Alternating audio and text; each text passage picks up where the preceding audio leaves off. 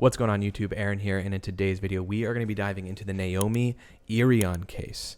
Now I know a lot of people have already covered this story. It's a very recent case, but I figured if there's somebody, even a handful of people that haven't heard this story that follow me, I figured it would still be worth making this video, especially since it's so early on in the case. We just want to get as much of this info out there as possible. So Naomi was last seen in Fernley, Nevada, which is a town about 30 minutes east of Reno, on March 12th at 5 a.m.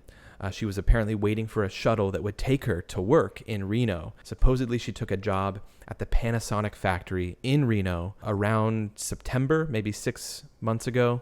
And she was parking there at the Walmart parking lot where the shuttle would then pick her up to take her to work. So let's listen in on this News Nation clip to get some better context of what happened that day on March 12th. And then we'll go into each of these locations on the map to better understand this area as a whole and see what kind of that day may have looked like. A disturbing kidnapping of an 18-year-old in western Nevada. She was waiting in a Walmart parking lot for a work shuttle when she was taken. Naomi Irion was last seen at 5 o'clock in the morning on March 12th in Fernley, Nevada.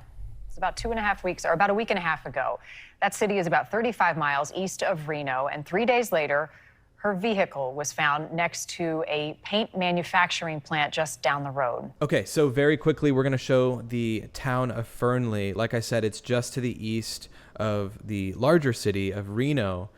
She would take the shuttle from the Walmart Supercenter right here, and actually from the aerial view right here, you can see this little awning that is actually shown in the video surveillance footage. It's painted orange. Just up the road is a Sherwin-Williams, which is known for paint. It's a paint manufacturer right here, as you can see. So I would assume, I don't know 100%, I would assume that that's where her car was found 3 days later. Some security camera video from the morning of her disappearance shows a man entering the driver's seat of her vehicle before he drives her vehicle out of the parking lot. And you see him there in a hood and blue jeans. Investigators believe this truck on your screen may belong to that man, that suspect. It is a 2020 or newer four-door, dark-colored Chevy truck. Now, nearly 2 weeks later, Naomi's family is becoming increasingly desperate for answers about where she is and what has happened. Tamara Cartwright is Naomi's sister, and she is joining us live tonight. Tamara, thank you. I can't imagine the emotions that are swirling through your head right now. Let's go through what you know about those last moments for your sister that she was seen. The man in the surveillance video, is he familiar at all to you or your family? No, not to any of us. Anything unusual before her disappearance that she had shared about people in her life, anything that was going on? Everything seemed normal. A lot of us talked to her on Thursday. My brother talked to her on Friday. She was kidnapped on Saturday.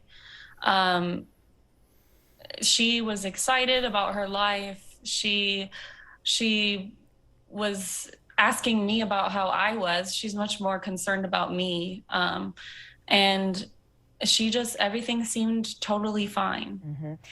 It must be so difficult for you to watch that video of this man in the parking lot. Police have said he wandered away from a homeless encampment that was nearby. Okay, so the homeless encampment thing is a little bit strange to me. It really makes me feel like there's more than one person involved, and that's just kind of what I'm thinking throughout all this. I have no idea.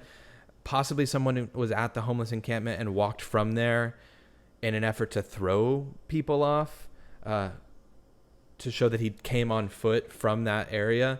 And then they have this truck that's, of interest as well. And even Naomi's sister said in another interview with Ick and Mel that the people in that truck, whoever owns that truck, knows what happened to her sister. And so they're very confident in this truck that they have in this shot here. So it makes me wonder if there are multiple people involved, if the walking over from the homeless encampment was kind of a, to show that he's coming on foot and to possibly throw them off in some way. Anyways, continuing.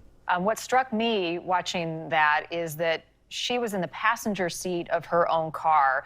Any explanation on that from police? Well, after the man walked away from the area of the homeless encampment, He circled around my sister's car, and this is all according to my brother's testimony from seeing the full footage. Okay, so like she just said there, they have the full footage, the footage of him circling her car. What they show here is very valuable because it shows the way in which this guy was carrying himself and walking in that parking lot. They may be able to get somebody, credible tip just based on that clothing. I know it's kind of broad. It's a darker hoodie and pants, the hood's on, but you never know, especially if this is somebody that knew her. And to me, it feels like that possibly is the case if he was able to get her to get into her passenger seat. Like, did she get out of the car and go around into the passenger seat, or did she hop over the center console? Because to me, I would probably hop over the center console and then dip out of the passenger seat. I can only say that sitting here from my computer, just analyzing the situation. But to me, it sounds like possibly someone she knew, or he had a weapon of some sort that was controlling the situation enough to where she felt like she couldn't get away. He circled around my sister's car, and then he came up behind it, and he came up to the driver's seat where she was sitting, and then he said or did something that made her move from the driver's seat to the passenger seat. And then he got into the driver's seat and they drove away. We're seeing still images of that video. This is that orange, looking at the side of the Walmart here, this is that orange awning that you can see in the video footage, which if you look along here, I'm sure we're going to be able to see dozens of cameras probably surround the entirety of this Walmart. I mean, just from right here, we can see a camera here, 3 on the corner, and then multiple down here, just up here, that were probably the ones getting that angle looking back this way to the south. And then if you actually see this from 2016 is that same Walmart. It's painted differently, and that awning was not there. But if we just move over one little click, we go to April of 2021, and it is painted differently. And we have this little area where people can wait for this shuttle that is now probably commonly used to get over to Reno, which this is the Panasonic factory in Reno that she reportedly took a job at in September. And so that distance would be about a 40-minute drive from Fernley at that Walmart to the Panasonic factory. At any point, did police share, could you tell if the man had a weapon at all on him? I have no idea. The police have not told us anything about any of that. The police, obviously, as concerned as you all are, what are they sharing about her car that was found, any evidence inside? They're sharing that the evidence found in the vehicle shows that it's a criminal act, that there is criminal evidence inside of her car. The police have found evidence in the car to determine that it is a criminal act. I don't know what that would be necessarily, but if it was a weapon of some sort, then that could support the idea that she was controlled in some way. But if they left a weapon, unless they were wearing gloves, it's like, this sounds sloppy. This sounds like something that could possibly be, they could have a lot on this already, especially if a weapon was left behind. So I don't know what they mean exactly by that. To have the car just up the road a couple days later, it's strange. It's strange.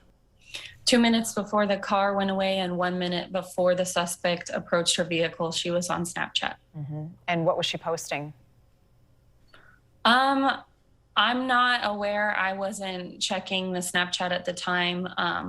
I'm fairly sure that she was messaging friends because that's what she did most of the time on Snapchat. She didn't post as much. She more just messaged people through it and used it as a messaging service. And she was in this Walmart parking lot because that was how she got to work. She would take a shuttle. Were there any witnesses around the area that you know of that may have seen something that could give us a clue? It's very possible that there was someone in that Walmart parking lot between 4:30 a.m. and 5:30 a.m. that day.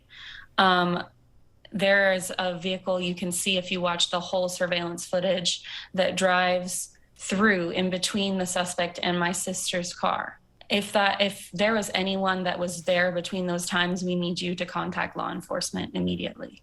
Before I let you go, Tamara, I just have about 20 seconds or so. A message to your sister tonight or the man who's in that video? what I'd like to say to my sister is that I love you so much. I can't wait to see you again, and stay strong until then. Her sister stated that there was a smiley face tattoo on one of her ankles, a septum piercing, and a nostril piercing in each nostril. Dyed black hair cut just above the shoulders, green eyes. One of her eyes had a little brown in it, and she had a dimple on her chin towards the right side. So those are very specific details, but I wanted to get this out there, at least in the early stages, just in case, like I said, there are a couple people on my channel that haven't heard this story yet. If you are in or around this area, maybe share this video or share the number that I have linked down below to contact if you have any information surrounding this case. To me, it seems like someone she knew or someone that knew of her through her job or through a past relationship or something like that. It seems very targeted. But then again, I don't know. I'm just a guy with an internet connection from the outside looking in, and hopefully this case will be solved soon. Thanks for watching. We'll see you guys in the next one. Peace.